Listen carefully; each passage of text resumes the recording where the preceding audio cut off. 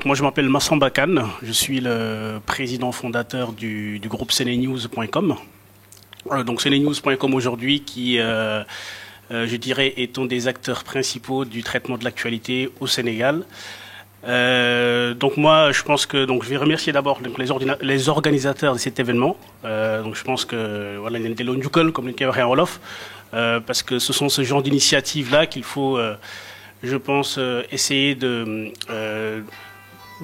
favoriser pour que tout le monde puisse comprendre qu'il a sa place et de promouvoir aussi le retour au Sénégal pour un développement de notre terre.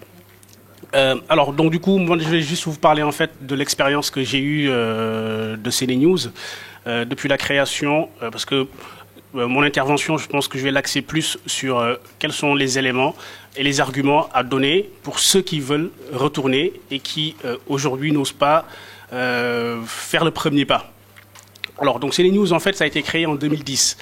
Moi je suis sorti de l'école d'ingénieur, donc j'ai fait une école d'ingénieur en France. Et à la sortie d'école, ce qui m'a poussé à créer CNews en fait, c'est de se poser la question d'aujourd'hui, qu'est-ce qui existe au Sénégal techniquement et où est-ce que je pourrais apporter quelque chose qui peut, on va dire, servir les Sénégalais.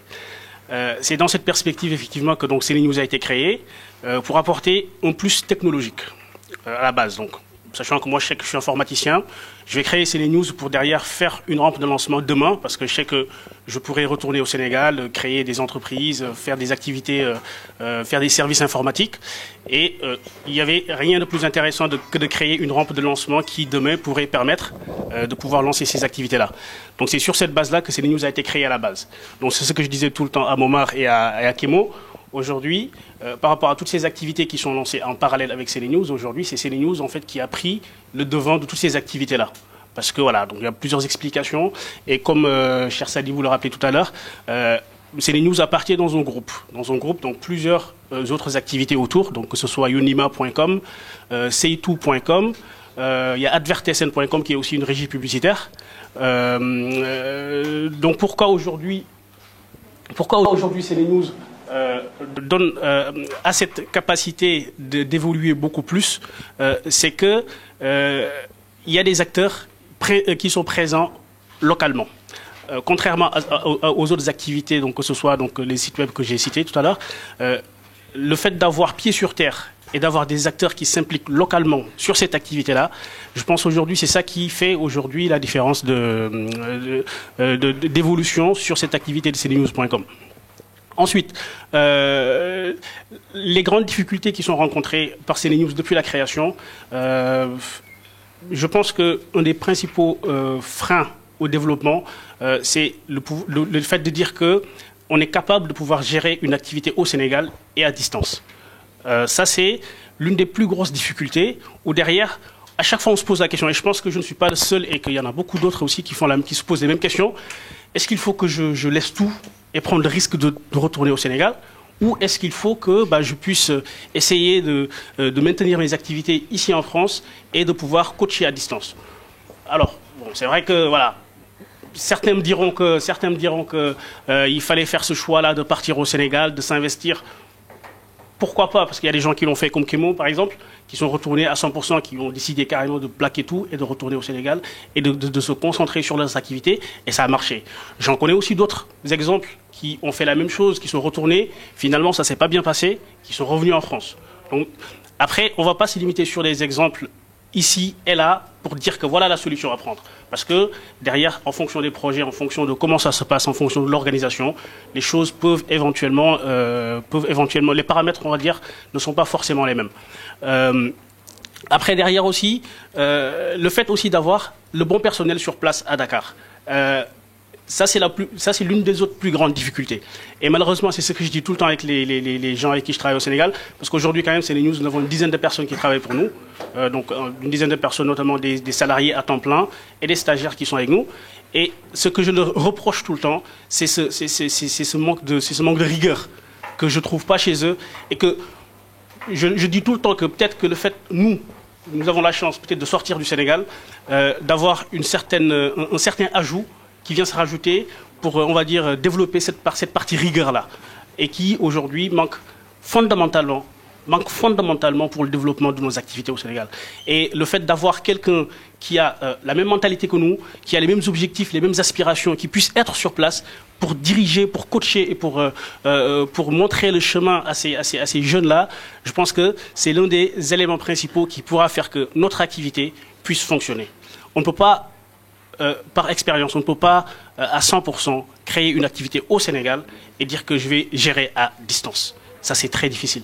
Donc, il va falloir que nous prenions vraiment la mesure de cet événement-là et de dire qu'il faut faire le grand pas. Il faut qu'on retourne au Sénégal pour que nos activités puissent fonctionner à distance.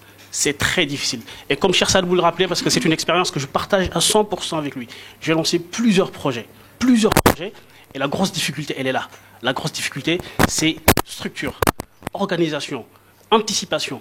Et malheureusement, je dirais, c'est pas forcément une faute personnelle de chacun de ces personnes-là, mais c'est peut-être qu'on n'a pas eu à la base cette formation qui nous permet de dire que voilà, il faut avoir l'esprit entrepreneur pour pouvoir, on va dire, avoir cette autonomie qui nous permettrait de prendre des activités niveau local et de pouvoir les faire avancer. Voilà. Donc je pense que bon, je vais pas monopoliser la parole. On pourra éventuellement échanger après pour faire beaucoup plus de retours d'expérience sur tous ces projets-là. Et voilà. Je vous remercie. Merci Massamba.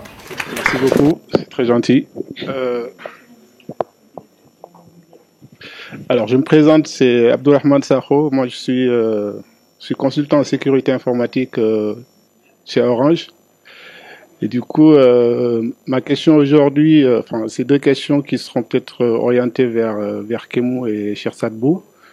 Donc, Kémou, ma question, vous qui êtes, vous connaissez un peu le marché aujourd'hui, ou plutôt, moi, ma question, c'est de savoir en fait aujourd'hui la maturité en ce qui concerne le monde de la sécurité informatique aujourd'hui au Sénégal.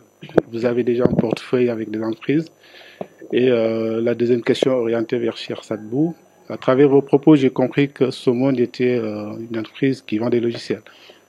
Seriez-vous aujourd'hui prêt à vous associer ou à phagocyter, si vous voulez, des propositions qui sont orientées sécurité informatique, des logiciels? Après, tout dépendra de la réponse de ces mots par rapport à la maturité aujourd'hui en ce qui concerne la sécurité informatique au Sénégal. Merci. Alors, je pense que je vais juste là rebondir sur ce qu'a dit Cheikh Saad Bou, parce que faire le parallélisme, c'est difficile parce que ce sont pas forcément les mêmes, les mêmes ingrédients, on va dire, qui sont mis en place dans chacun des deux pays, on va dire. Moi, l'anecdote que je raconte toujours, c'est au tout début, quand j'ai créé CD News, hein, tout simplement. C'est ce que j'ai raconté la dernière fois. J'ai pris un type pour qu'il travaille pour moi. Donc le gars, je lui dis, je voudrais que tu sois journaliste pour moi pour faire des articles sur CD News. Donc le gars, il se réveille le matin, il écrit, le soir, il écrit. Donc toute la journée, l'actualité n'est pas traitée. Donc je me suis dit, bon, ok, ce que je souhaite, c'est que tu me fasses des articles à des horaires bien définis.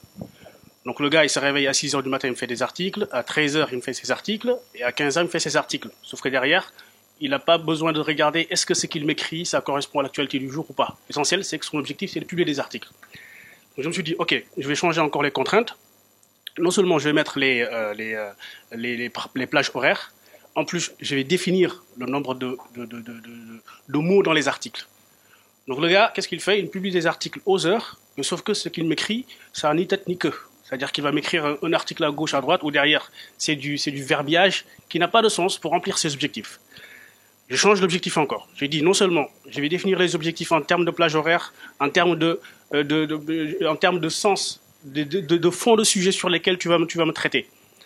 Le gars, qu'est-ce qu'il fait? Toujours pareil, il n'est pas capable de pouvoir. En tout cas, à chaque fois que les solutions sont mises en place, il y a toujours des solutions de contournement qui sont mises en place. Et le point important que Cheikh Saad Bou a soulevé, c'est qu'il faut avoir une représentativité locale. Sur ce point-là, j'insiste et j'insiste encore. On ne peut pas, à distance, faire un projet et ne pas avoir des personnes qui ont la même idéologie, la même mentalité que nous sur nos projets que nous sommes en train de développer. Donc le parallélisme, il est là. Ici, on va dire que quand on lance nos projets, entre guillemets, on est soit comme Anna, on est des associés pour le faire, parce que c'est très difficile de se lever et de dire que j'embauche des personnes en France, parce que voilà, économiquement parlant, c'est très difficile de le faire. Mais au Sénégal, on peut le faire, mais derrière, ça demande beaucoup de coaching, beaucoup de management, beaucoup de suivi. Et ce sont ces ingrédients-là qui sont assez différents, et derrière qu'il va falloir prendre en compte avant de se lancer sur une quelconque activité au Sénégal. Et ça, c'est très important de le souligner. Voilà.